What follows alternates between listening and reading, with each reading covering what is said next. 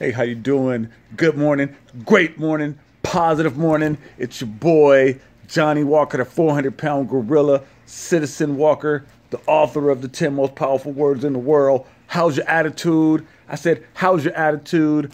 Man, how you guys doing? I'm just sitting up here reminiscing over some photos that I have.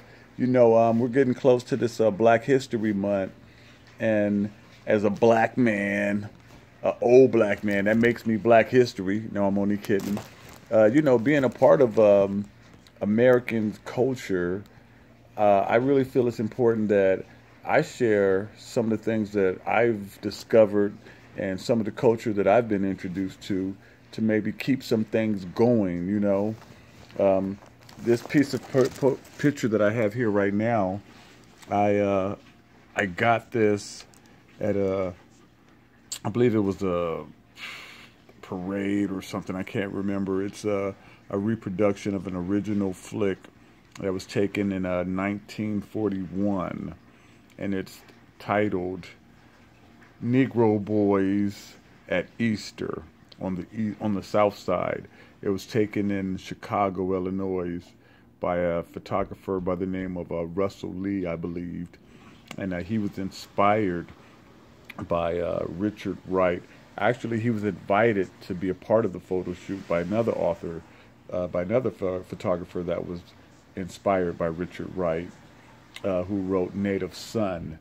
And a Native Son, despite of its anger and hostility, crossed over and became pretty popular. So I believe that they were seduced by that, and they wanted to know more about the African American culture. So they took part in this, and they took pictures of the church and a lot of different events. But this one photo has always stood out to me as just been pretty amazing. I love it. I love it. I love it. I always wonder what happened to the gentleman inside of it, the picture itself, just to see the confidence in these young boys in 1941. Man, it's just amazing. I'm going to go ahead and show it to you right now. Let's see if we can do this. Can I make that turn somehow? Let's see, I got to turn it this way. Let's see if we can do this. Can you guys see that? Yeah, there we go.